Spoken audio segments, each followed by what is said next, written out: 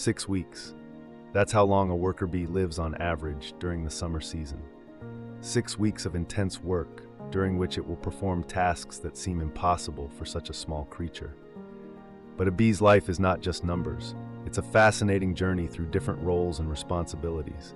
From birth in a dark honeycomb cell, through work in the hive, to the last flight in search of nectar. Today we'll look closely at this short but extraordinarily intense life. Everything starts with an egg. The queen lays it in an empty honeycomb cell. The egg is tiny, the size of a grain of rice. After 3 days, a larva hatches from the egg. It's a white, legless creature that for the next 6 days will do nothing but eat.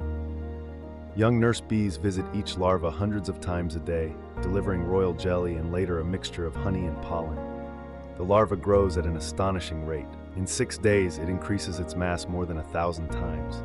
It's as if a human baby grew to the size of an elephant in a week. After 6 days, the larva is ready for transformation.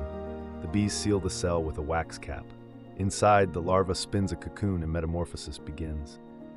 For the next 12 days, something extraordinary happens inside the sealed cell.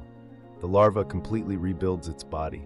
Legs grow, wings form, compound eyes develop. The characteristic division of the body into head, thorax, and abdomen takes shape. It's like dismantling a car into parts and building an airplane from them.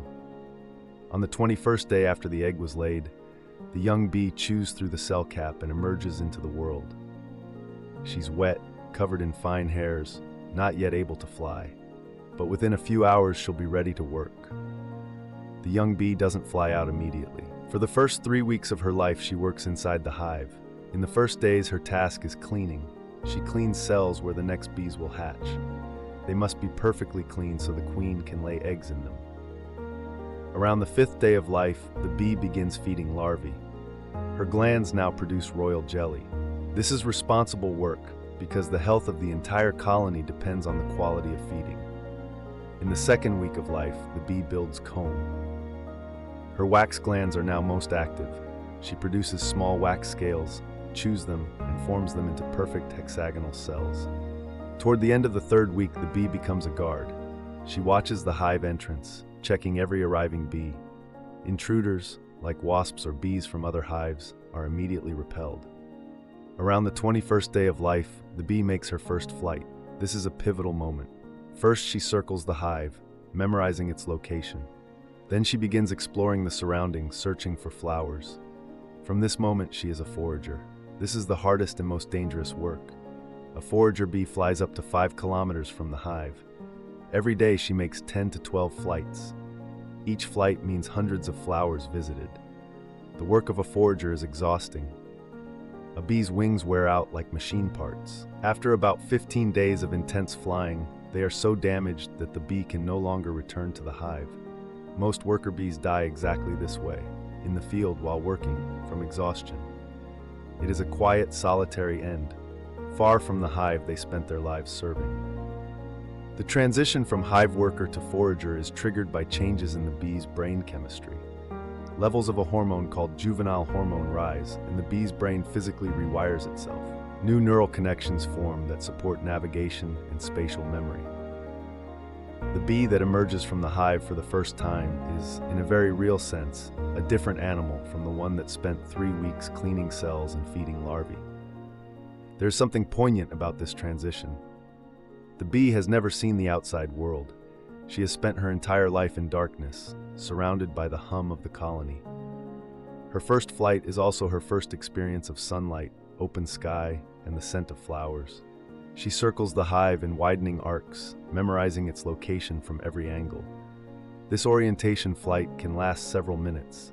Then she is gone, into a world she has never seen, armed only with instinct and the information encoded in her remarkable brain. But not all bees live only 6 weeks.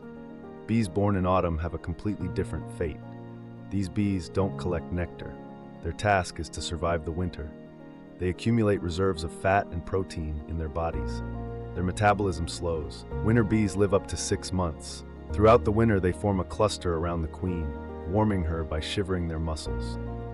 The temperature inside the cluster is maintained at 35 degrees, even when it's -20 outside.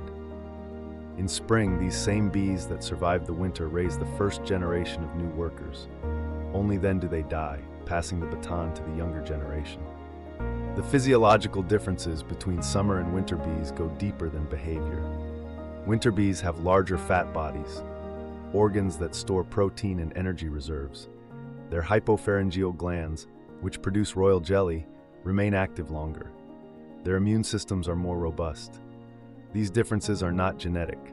They are triggered by environmental cues, shortening days, cooling temperatures, and the absence of brood to care for. The colony essentially programs its autumn bees for longevity, knowing that the survival of the entire colony through winter depends on them. And what about the queen and drones? Their lives look completely different. The queen can live up to 5 years. That's remarkable, given that she's genetically identical to the workers. The difference is only diet. The queen eats exclusively royal jelly her entire life. During those 5 years, the queen lays eggs, at peak season up to 2,000 per day. That's more than the queen herself weighs. Her only task is reproduction. Drones, the males, have the shortest and most dramatic lives. They're born in spring, live a few weeks, and their only purpose is to fertilize a young queen. Those that succeed die immediately after mating. The rest are expelled from the hive before winter, as they represent an unnecessary burden on the colony. A bee's life is a lesson in efficiency and dedication. 6 weeks for a worker, 6 months for a winter bee, 5 years for a queen. Each of these numbers tells a different story, but all these stories share a common denominator. Every bee, regardless of how long it lives, works for the good of the colony. There's no retirement, no rest. There's only work until the last breath. The next time you see a bee on a flower, think that perhaps these are its last days, and that every drop of nectar it collects is an act of sacrifice for thousands of its sisters. If this episode moved you, leave a thumbs up. Subscribe to Hive Mind to discover more fascinating stories from the lives of these remarkable insects. See you in the next one.